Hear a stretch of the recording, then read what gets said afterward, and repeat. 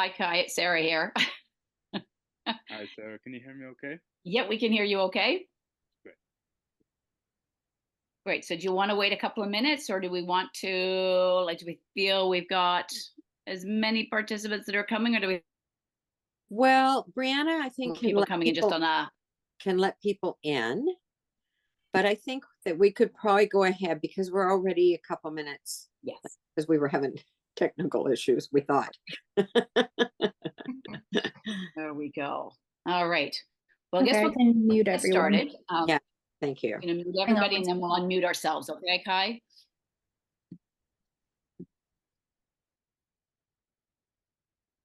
All right. So welcome. Does everybody hear me? Yes? It's all good? Um, well, anyway, welcome to Islington Reads and welcome, Kai. It's great to see you, and I'm glad you're feeling okay for this evening's session. So, we missed having our Islington Reads back in June, but it's great that you were able to join us here in for our September Islington Reads. So, just for anybody who's new, I know it's a lot of familiar faces are popping up on the screen. So welcome back for all the repeat attendees and participants. Islington Reads is a community book club that is a partnership between a Novel Spot Bookshop and Islington United Church. And it's open to all ages, genders, and identities. And we have about four in a year. And it's great because we get fabulous guest authors. And tonight we have Kai joining us.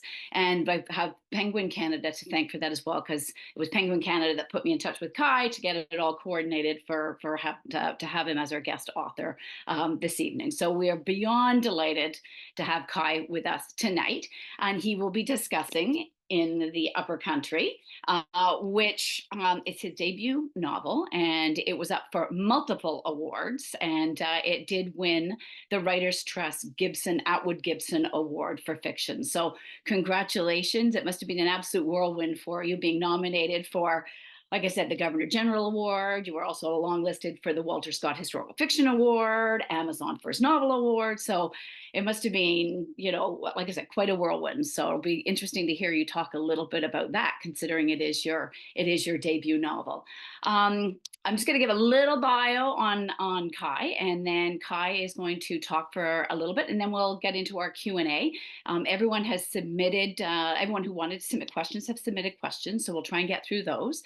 If we have some extra time at the end, we will open up the chat, which is being disabled right now, but we'll open up the chat for further questions if they come about and if we have time to get to them. So again, welcome, Kai. Delighted to have you here with us tonight. Kai is a writer who loves a good story, but after reading In the Upper Country, boy, can you write a good story. And we are very excited to discuss In the Upper Country with you tonight. Kai is Afro-Canadian. His father is Trinidadian Canadian, and your mother is from the British Isles. You were born and raised in Ottawa, and I think you currently live in upstate New York. Is that correct? Yes. Kai went to McGill University. He got his BA from McGill University. And I couldn't quite figure out if you graduated with anthropology and African studies or if you switched majors. But Kai had during that time at university, he really, I guess, came up with an appreciation for doing deep dives into history. And I guess that's his passion for that ended up coming into him writing this fantastic novel. You worked as a tree planter to pay for university, I believe, from what I read from your bio. And it was an experience you had out in BC that also made you want to write a little bit about the intersection between Indigenous and Black lives. You sorry, you were a tree planter, and then now you work at Soul Fire Farm. And again, we'd love to hear a little bit more about that because it sounds like an absolutely amazing project. And you're also a carpenter. So between writing, you do all these other wonderful things, and you definitely have, from what I've read, you have a real feeling for nature and being part of the planet and part of this earth and giving back and accepting. So it's wonderful that you're dedicating so much time to that. So without further ado, I'm going to pass it over to Kai, and he can tell us a little bit more about himself and about In the Upper Country. And then, like I said, we'll do a deeper dive into the Q&A. So welcome tonight, Kai. Thank you for having me, Sarah, and thanks everyone for being here. It's a pleasure to speak to you tonight.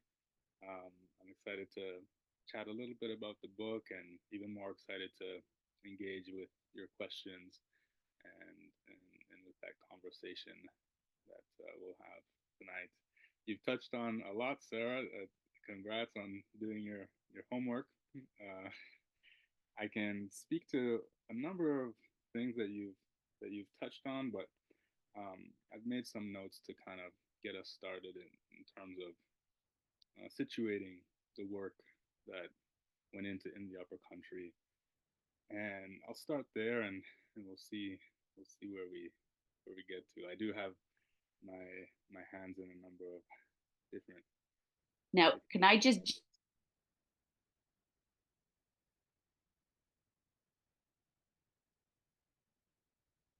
Sorry, Sarah, you're frozen to me.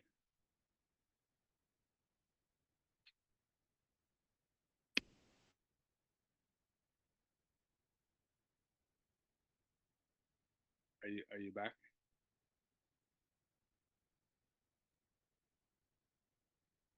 Were you interjecting something, Sarah? I You just started to speak and then you froze, and so I didn't hear what you said. okay, we were just asking, it's you are coming across a little faint, so we were just wondering if there was any way Oh, you could just make it a little louder for us to hear you. sure, sure. Yeah, I will speak up, but also let me check. Like, how is this? If I speak at this volume, is this more Yeah, audible? that's better. Yeah. Okay, great. I'll raise up. Yeah, I'll do that.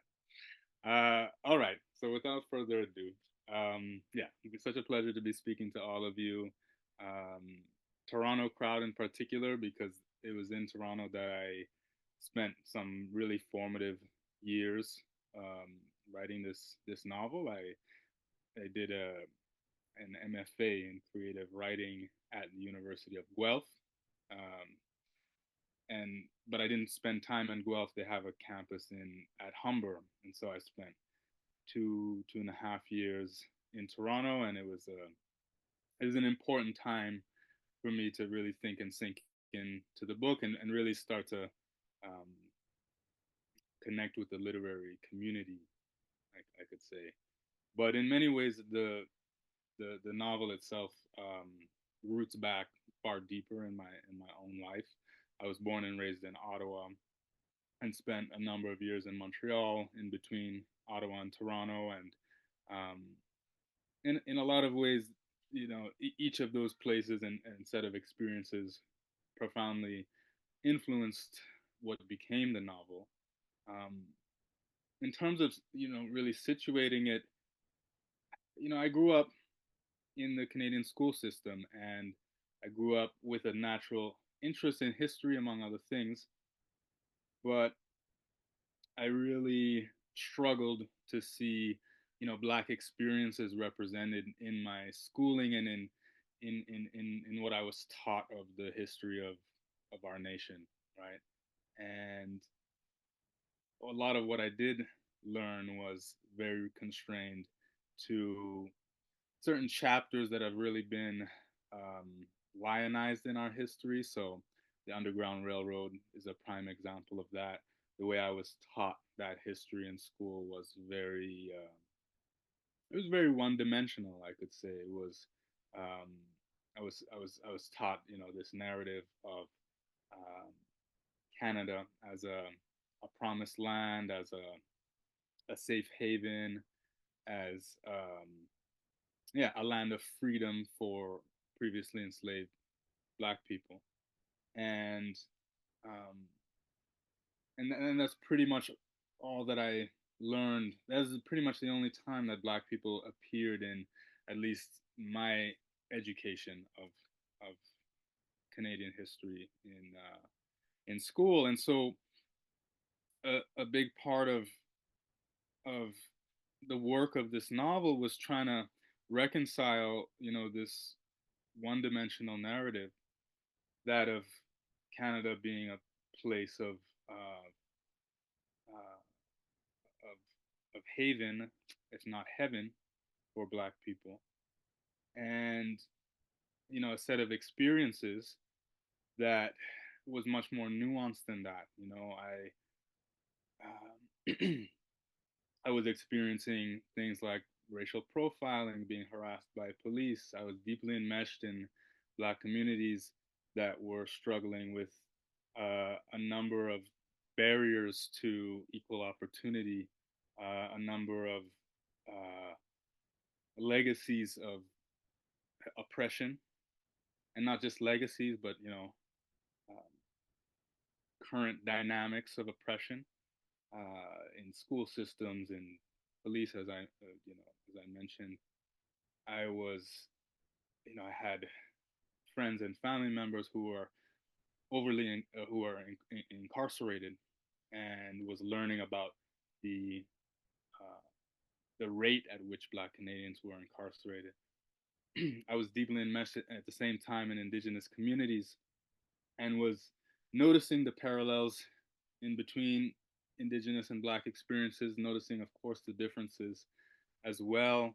But all of these things, the experience, Sarah, you allude to, that I write about in the author's note of this novel, um, it was another police encounter, but specifically, situated uh,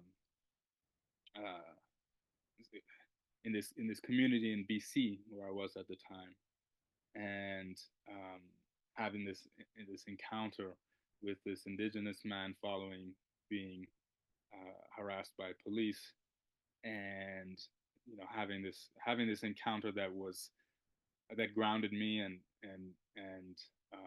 left me thinking, what is where am I? Because the things that I've been learning about Canada, the place that I grew up in and was raised, is so dissonant at moments with these experiences that I'm having and these experiences that I'm witnessing. And so, in many ways, this novel, and one of the things that I love about novels as a form, as a creative form, is it's a way to bring together all of these human and personal experiences and observations with uh, historical, anthropological, what have you, um, experiences, and it can kind of be unbound in a way in a novel or in a story that other forms I found didn't allow for that kind of expansiveness that the creative that a creative writing in general, and that a novel in particular um, could allow. And so, yeah, all that said, um, these are some of the things that I was thinking about when I began to work on In the Upper Country, um, and yeah, I'm just such so and so in many ways it was kind of a therapeutic experience in that sense. It was a way for me to make sense of my own life and the place in which I found myself. And so I was fully prepared for this to just be a hobby. It's just something, you know, a space for me to explore these questions and grapple with these things. Um, of course, I aspired for it to be more than that, but that this that was very much kind of how I treated the project, was let me do this first and foremost for myself, and write a story as a way of expressing the various questions and contradictions that I was encountering in my experience and in my kind of inquiry into history. And so to put it out in the world and have it be so well received to date has been a true blessing. You mentioned, Sarah, the Atwood Gibson Award. That was just such a surreal moment, because I didn't even when Margaret Atwood got up stage to present this award, I didn't even know she was going to be there. And so to be kind of hit with the shock of her presence, and then of her calling my name, was just yeah, an incredible honor. And I as a result of that, I have my my hands in a number of different projects, and there's there's a bunch of different work that is important to me aside, off the page. Um, Land stewardship, carpentry.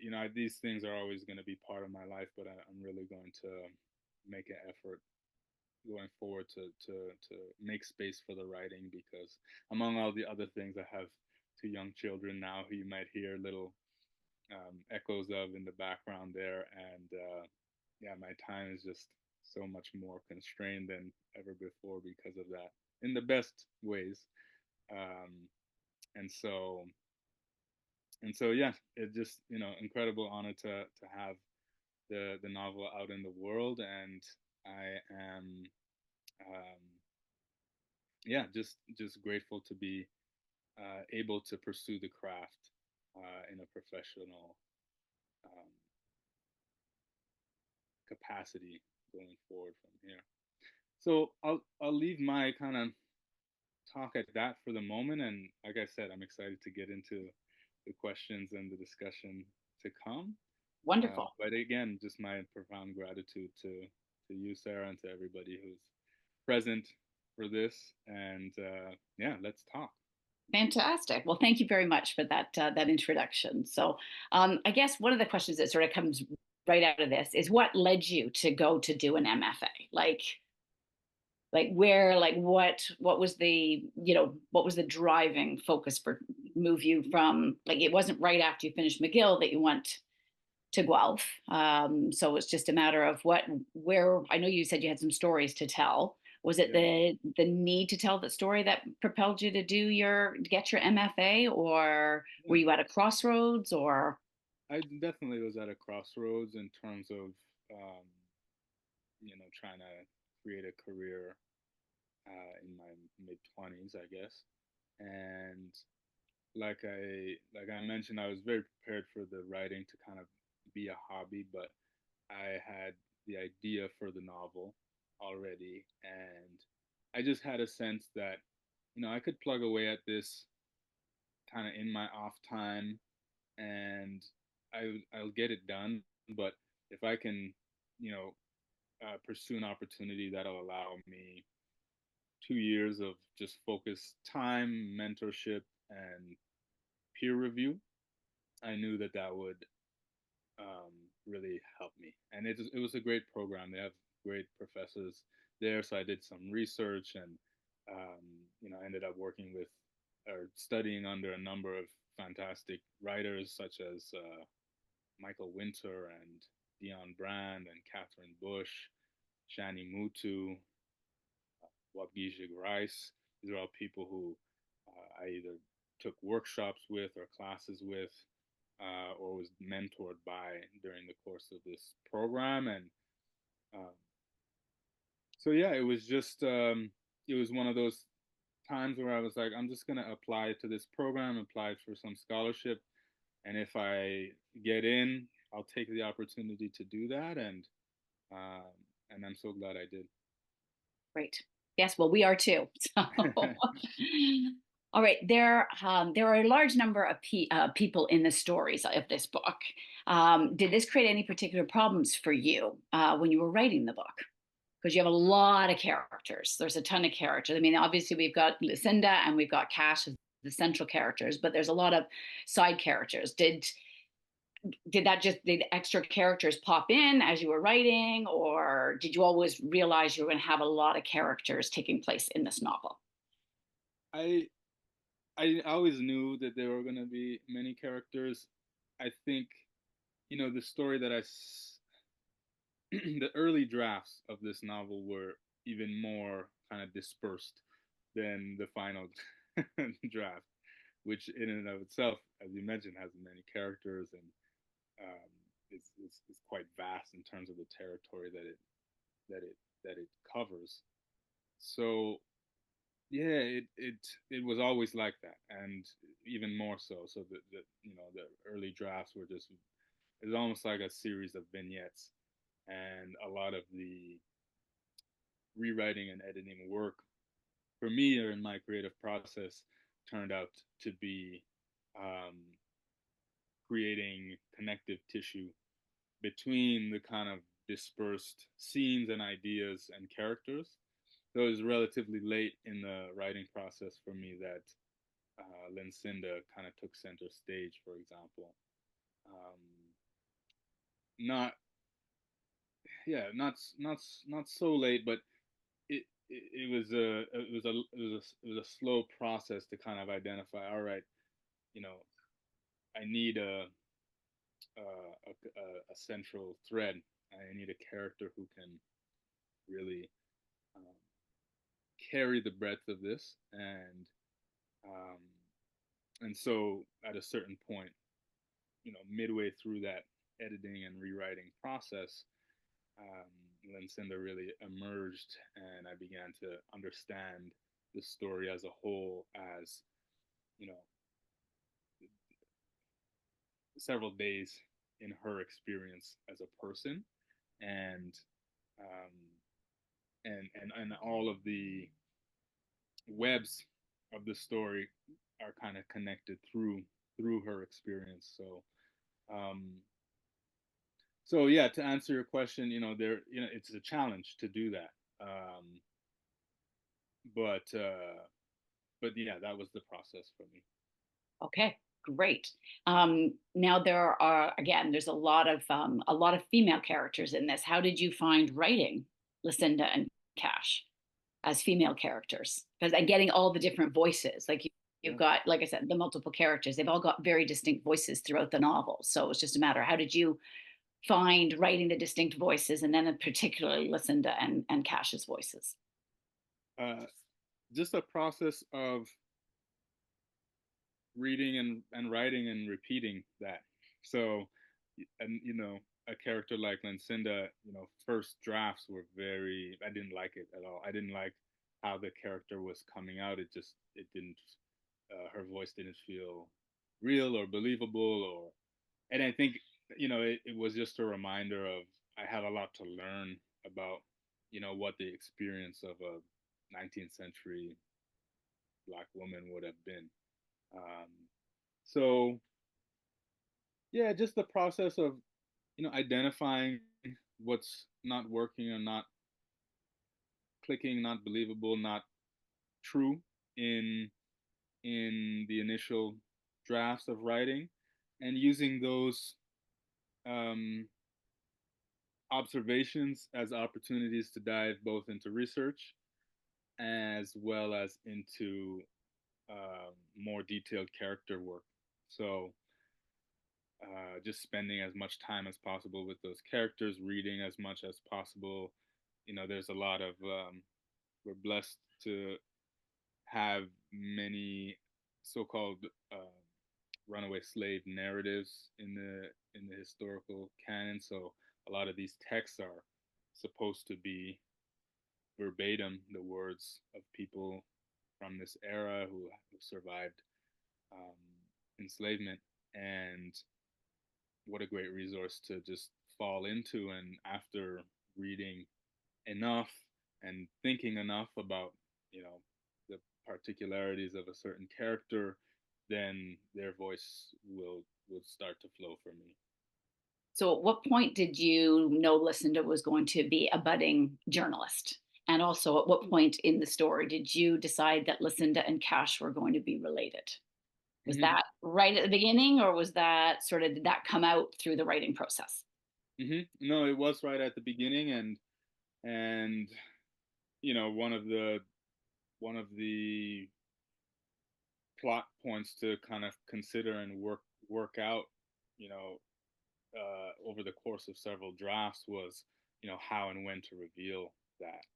Um, that was, yeah, one of the details that I had always known, um, and it took some time to, yeah. So at what point, I don't know. Yeah, maybe it's like three-quarters of the way through the editing process. I found, okay, here is where that that becomes revealed. Um, Am I missing an element of your question? No, it was just when was Lucinda going to become, like, when was she, how did you determine she was going to be the journalist, and that The get that? journalist, right? But that's going to lead into my next question about all the storytelling that goes on throughout the novel. So Sure, sure. I mean, having a primary you know, a main character who is a writer is a nice kind of cheat. A nice way to, especially writing in the first person, to kind of enter the period and really, um, you know, yeah, really, yeah, enter the period and and step into a number of the different avenues and chapters where I wanted to go, because Lucinda herself being a form of storyteller, um, kind of helps bridge that gap between past and present. Um, and in terms of her being a journalist specifically, when I started researching this time period and era, I learned of a number of prominent black female journalists, actually, of what I guess what's now Southern Ontario, what would have then been considered Canada West, and that just struck me as a as a chapter of history that merited kind of attention and imagination to um, pay homage, I guess, to the legacy of these women. great, great. So yeah, so storytelling. I'll tell you a story if you tell me a story. Mm. How hard was it for you to come up with the various stories? And I mean, I know I read somewhere that you came from a very much a reading friendly family. So I'm assuming there was quite a bit of storytelling that went on in your family, maybe around the dinner table, that type of thing. And so it's just a matter of, like, was storytelling part of your growing up, and did that make it easy to weave the storytelling into your story, the trading of the stories? Yeah, my family was my dad was an English major, so we would always read together, and he taught me how to read, and so that was very a present part of my childhood experience. Beyond him, my family, they were storytellers, sure, but kind of in a an organic way. Let me tell you about this character who I had to deal with at work. Let me tell you about you know, this man who accosted me on the street, and the conversation we ended up having, and what happened on the bus ride. So my parents and my kind of extended family, they're good at that. As I imagine, there's a lot of good storytellers out there, in the sense of just being able to narrate their lives with a with a with panache, with um, attention to detail, with bias, with all the things that make stories interesting. And um, and so that was present for sure. And then I think, especially as a novelist, my core um, influence is just reading and reading other books, and I've always been drawn to uh, a chorus, a kind of a choral approach to storytelling. I've always been drawn to um, you know plays, uh, large groups of characters, or a vast array of characters, and stories that are kind of ambitious and broad. And so it's partly just a reflection of that, in terms of my taste as a reader, um, feeling that it's only natural that that's how it kind of came out for me as a writer. Great. Now there's a lot of various stories throughout, and the messages that are coming through it. So, did you have a particular story that you really enjoyed writing? Because, like, if there's the rabbit story, then there's the woman on the boat. There's all of those various stories. So it's just a matter of, did you have one that you you really like the story that you really enjoyed sort of putting into the book?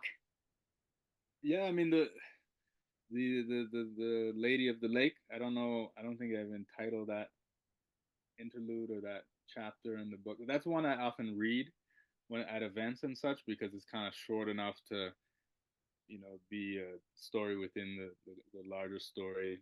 Fits well into a 5 minute reading. So I mean that one's very top of mind for me for that reason because it's one of my go-tos for public readings. But I enjoyed them all, and there's some that didn't make it into the book that I really enjoyed.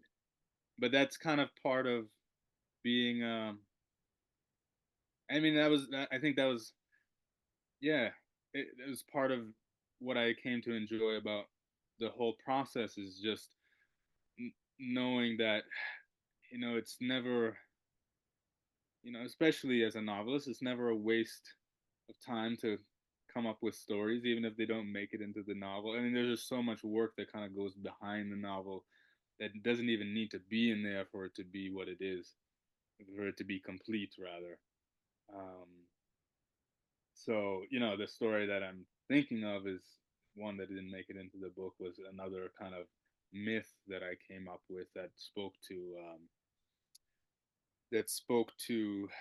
the space of the swamp and why it is important in terms of the history of enslaved people seeking freedom, and the swamp as kind of a place of refuge, a place that is considered, the ultimate kind of uncivilized place from a Western uh, civilizational view, a place that is just kind of a natural space of of fugitivity and of refuge. So that's one that I'm thinking of, but maybe yeah, maybe Yeah. in the next book it'll come through. Oh, that's good that you've dropped the hint that there may be a next book. So that's Yeah. good. Very exciting. So another question that came in was in the beginning of the book, Lucinda is reluctant to tell her own story and believed in allowing others not to tell theirs. That was on page 103. So some people don't want to speak of their suffering, and I am not one to deny them that choice. Why did you decide to tell half of this tale through a reluctant storyteller? Mm. Well, I think that whole idea was just a part of a broader meditation that kind of came up during the research. Um, I mentioned the canon of so-called runaway slave tales. That was, it's just a great resource, but it kind of it reading stuff like that and reading history in a certain way can kind of give the illusion that history is just there to be explored, and one can just kind of step into a history book and kind of have a clear range of vision, can feel comfortable, and as though it is one's right to explore any history that one chooses. There's kind of this, I say illusion because, the other part of research, especially as a novelist, but I think for anyone who does research, you'll kind of understand that at the end of the day, you also, many times, you have to deal with people,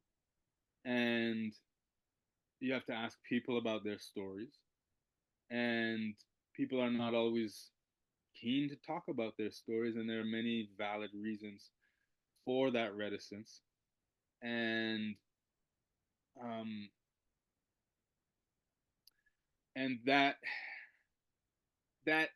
in and of itself is an important part of history. It is an important part of the story. Is an important part of life. For me is it, and so I started. I'm not sure if I started thinking about it when I read this book, but in any case, it was kind of the prime example of it. There's this a book that was written by Zora Neale Hurston that was posthumously published. It's called Barracoon, in which she talks about her relationship with this man named Cudgel Lewis, who was one of the survivors of the last known slave ship to reach the United States.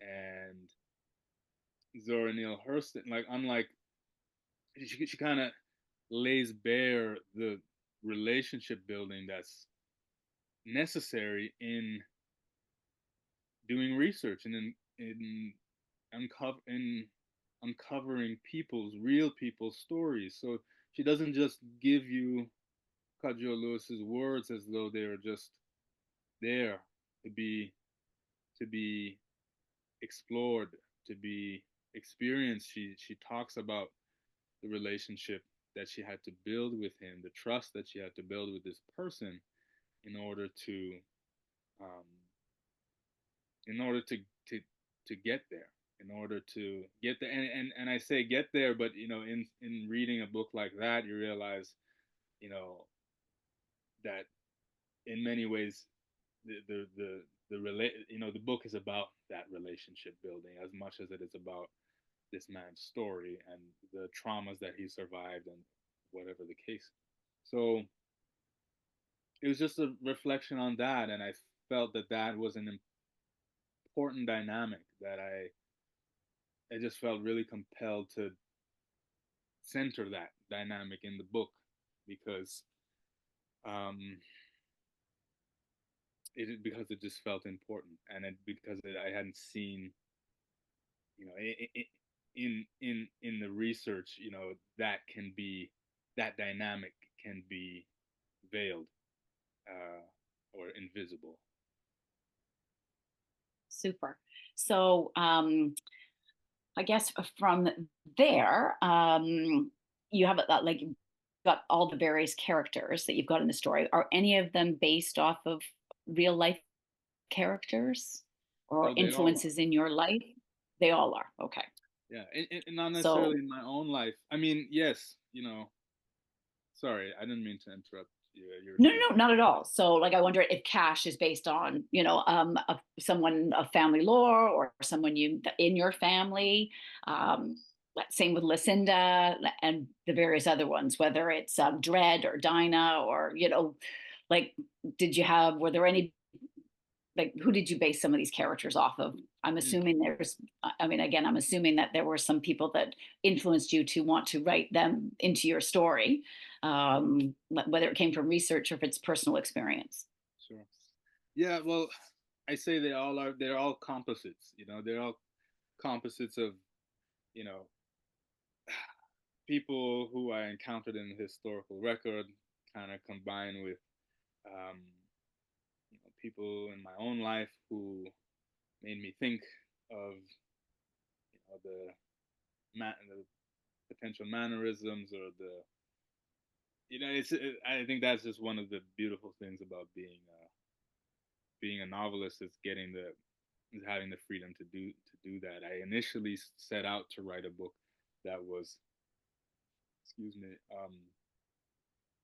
that would have followed and been a kind of semi biographical um, telling of the life of a man named John Daddy Hall. I write about a little bit in the author's note. Um, so he's in many ways this man was the inspiration for the book as a whole. Although, and to summarize his life briefly for those who may not be familiar with him, um, he had this long kind of mythic life. He lived to he made the newspapers when he died because he was so old. He was purportedly 115 years old, and he died in 1900 in Owen Sound. And he had spent the last part of his life, the last 20 years or so, as the town crier of Owen Sound. And I thought that was an interesting profession for someone of his age and experience. He was enslaved for many years, most likely in Kentucky, He escaped slavery. He was implicated in the Upper Canada rebellions of 1837. He was a veteran of the War of 1812, wherein he fought not for the British or the American side, but for Tecumseh, who was the pan-indigenous visionary, or rather, he was the Shawnee leader with a pan-indigenous um, kind of vision for indigenous sovereignty. And and John Daddy Hall was, he fought for him, and he was a man of African and indigenous descent. And so I learned about John Daddy Hall, and I came across a picture of him actually, and I, read a little bit about him. Most of the research, there's very little that's out there. He's starting to be a little bit more known. I've seen he's appeared in a documentary. Most of the research about him has been done by a man named Peter Myler, who's a historian um, based near Toronto, actually. And I was, just so fascinated by all of these chapters of this person's life, and set out to write the novel about him. Now, as I kind of got into that project, I was just really struggling with how can I do this respectfully and authentically. A good novel in my taste is one that gets into inner thoughts and feelings, and it's just so intimate and personal, and it didn't feel right to portray all of that about uh, you know with regard to a person who really lived and breathed. I didn't want to presume to do that, and so I kind of really took a different tact, so that's why I say everybody's a composite. There's real people such as John Daddy Hall, such as Marianne Shad Carey, who is a pioneering black female journalist, for example. There's too many to mention. There's many different people who influenced different characters in the book, and I think it became really important to me to um, kind of abide by this goal of writing a historical fiction, writing a realistic historical fiction, but one that was in parallel with real history. So the goal was to write characters and people who, if they didn't exist, they could have existed. And I think part of that involves, taking influences, as you know, I mentioned my professors during the MFA, for example. It was Michael Winter, the novelist, who taught the whole class to always, carry a little journal with us, and to take little notes of things that we notice, of someone's facial expression, or whatever it is that you notice in your in your observations of the world, and to let that permeate into the work, and just to be able to be unrestrained in doing that.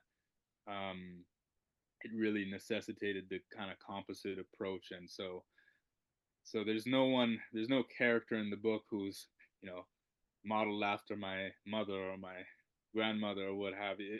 It's they all kind of blend. They all blend, you know, the historical with the personal with the real, and that was my process.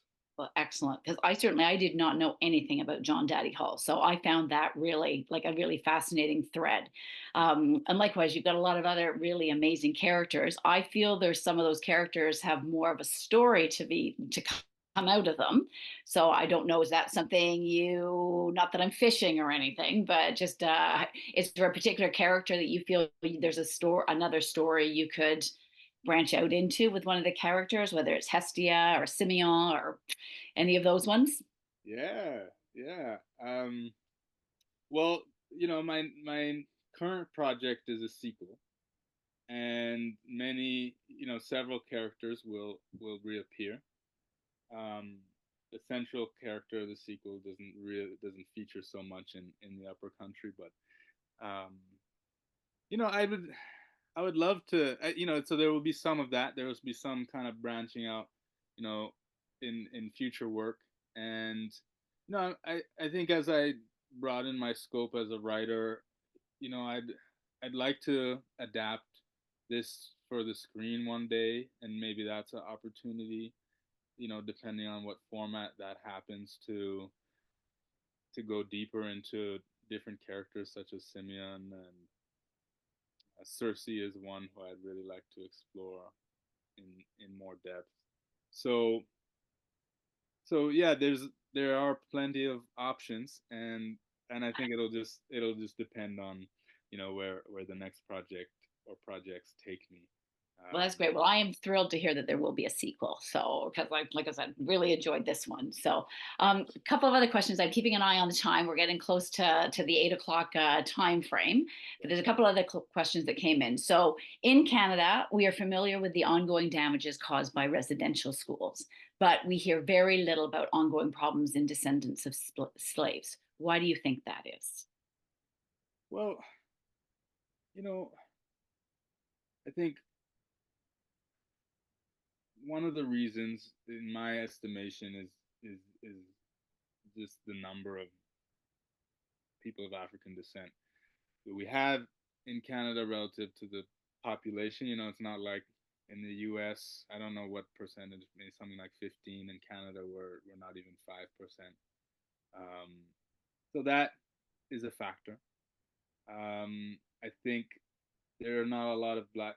Most Black Canadians um, are either, you know their families have either recently immigrated. There's not a of that 5%, there's not a large contingent that can trace their lineage back several generations. There are many exceptions to this. In Southern Ontario, the town of Buxton, for example, I just attended their homecoming festival a few weeks ago. Many people in Southern Ontario can trace their lineage back. Maybe many people in Nova Scotia can do so. Um, so it's not a broad rule, but just the numbers are relatively small in comparison to the to the population as a whole. And I think that's a hard thing um, to overcome. Being a minority in that sense of the word. That said, I think it's happening, and I think one of the things that will help facilitate that, I think, is kind of moving beyond nationalist, uh, moving beyond conceptions of identity that are bound by nation. And so, for example, in the course of doing the research for this novel, I learned that um, through my father's lineage, two of my father's lineages are descended in Trinidad from people who were previously enslaved in um, the Chesapeake Bay region of the U.S., Virginia, North Carolina. And there's this community in Trinidad known as the Americans who were previously enslaved there, offered their services to the British during the War of 1812, and because of that, were granted land in Nova Scotia and Trinidad, among other places.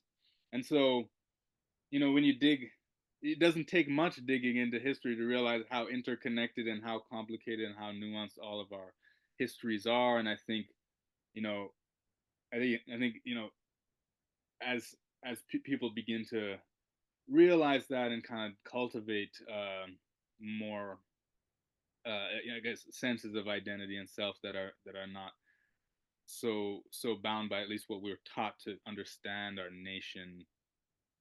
national selves to be, that we can get there a little bit more. Um, but yeah, there's probably a number of factors that I'm totally missing too. But I think I'll keep it at that for now. Just kind of um, not stray and stray too far, but yeah, being a minority in the sense that Black people are, and not having that sense of how our lineages are implicated with the lineage of the nation as a whole.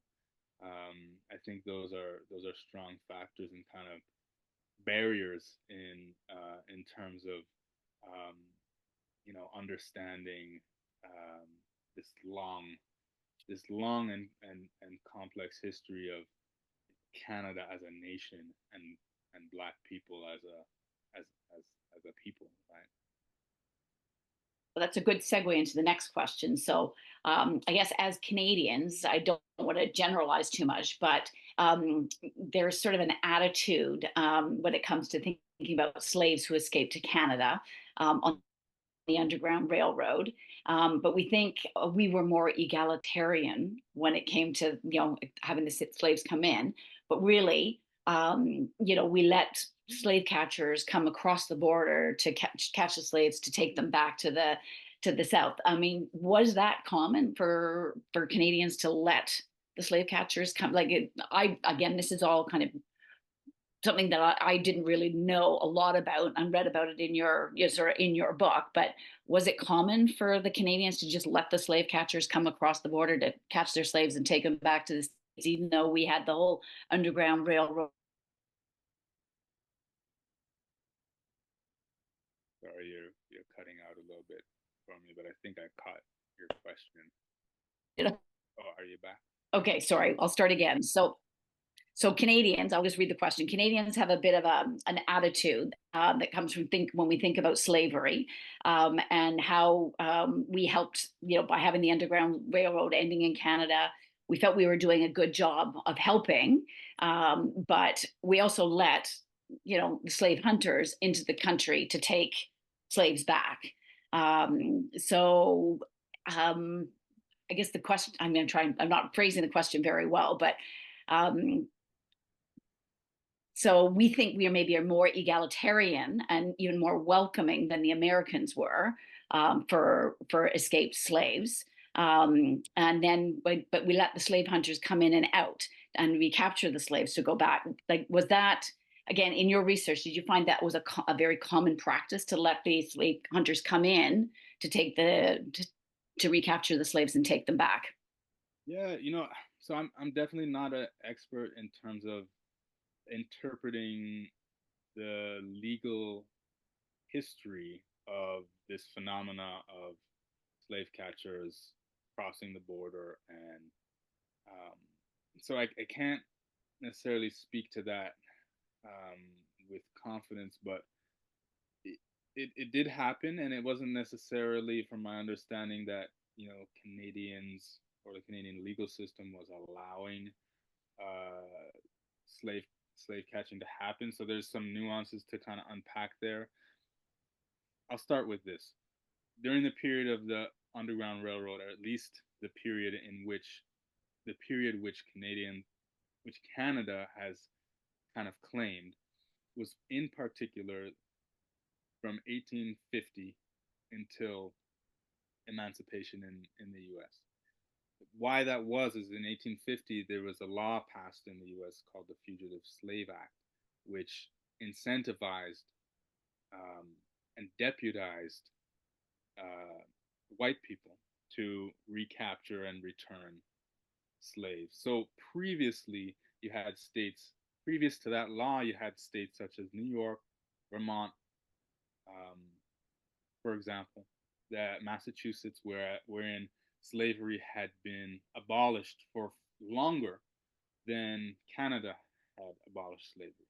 So during that period, contemporary scholars of the Underground Railroad expand the term. So they say that the Underground Railroad was not just between 1850 and 1864, where Canada was the main destination. The Underground Railroad is the current definitions understand that to be a movement of self-emancipation spanning, the whole history of slavery. So if you consider that, then the British Empire abolished in 1832, I believe. So over 2 centuries of Canadian slavery was in effect, wherein the Underground Railroad went both ways across the border. So there's that kind of nuance to understand as well when we're considering Canadian history as a whole. So, anyways, coming full circle to kind of answer your question, technically, Canada was legally a safe haven for people fleeing enslavement between 1850 and 1864. That does not mean, I think, or I would contend that does not mean that does not necessarily reflect um, a broader social system of racial inclusion or egalitarianism or anything like that. And I think that's what Canada certainly taught me to take away from that period, and that's part of what I'm trying to unpack there. Is there was a period of time where Canada was the destination for a complex set of legal and social reasons, and still this was a nation that presented serious hurdles to um, black people becoming fully uh, self-realized and actualized beings. We can look at racial violence. We can look at sundown towns. We can look at um, de facto segregation and all these practices that were in place that kind of paint a more full picture to kind of understand why after emancipation in the US, a large portion of people who had fled north of the border returned, because it was not as though this was just a haven. People had family ties, people had cultural ties, and this is part of why the legacy of Black Canadians dating back to that period is a bit fractured and hard to recover, because it wasn't as though these communities kind of emerged and flourished in the utopic sense that you would believe if you focus exclusively with a certain lens on this chapter of history. Well, very well put. Thank you very much for going into that. That was great. One final question, because I know we're just out at that 8 o'clock time frame. One of the participants here tonight was asking about the language and the dialect that you use throughout the story. Like, did you have to do a lot of research? Did you do some newspaper articles to kind of to come up with the language that flowed throughout the book? Yeah, this as a writer is a huge question, and as a writer of historical fiction, all the more. And yeah, so everything from newspaper articles, runaway slave narratives, um,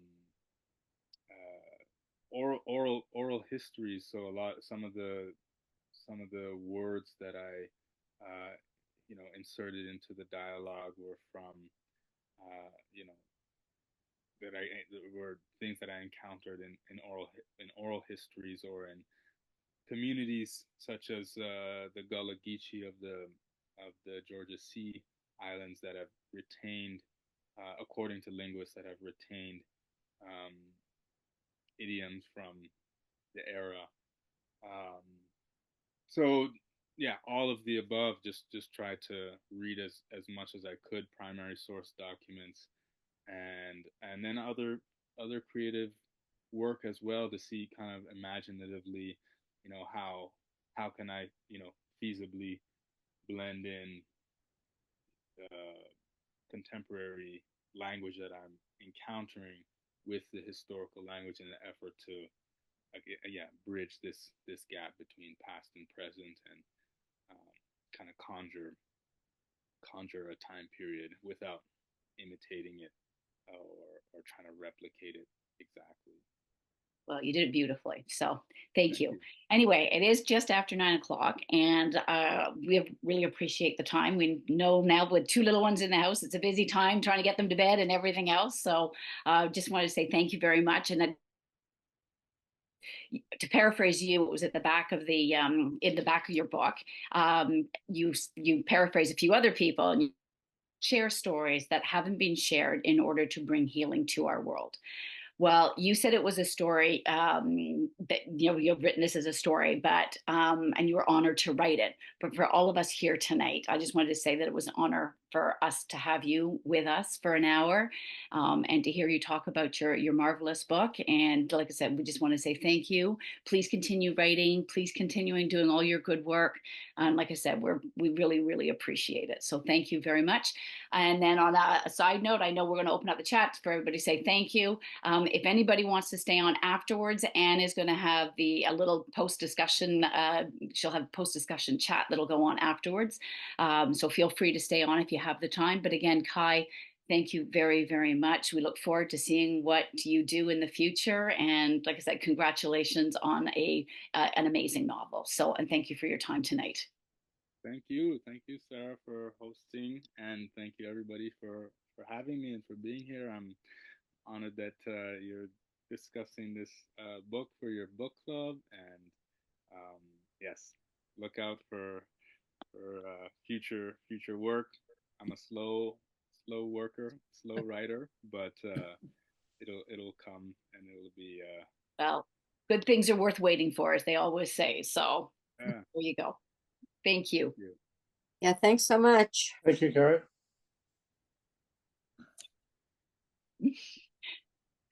All right. Thank you, everybody. Enjoy the breakout sessions if whoever's staying. And I forgot to mention, we got our next book club book. I better not forget that.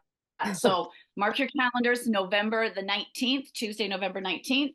We are going to be doing some more historical fiction, but this is World War II fiction. Madeline Martin will be joining us to discuss the Book Lovers Library. So if you have a chance, mark your calendars down for Tuesday, November the 19th at 7 p.m. and it'll also be over Zoom. Thank you, everybody. Good night. Good night.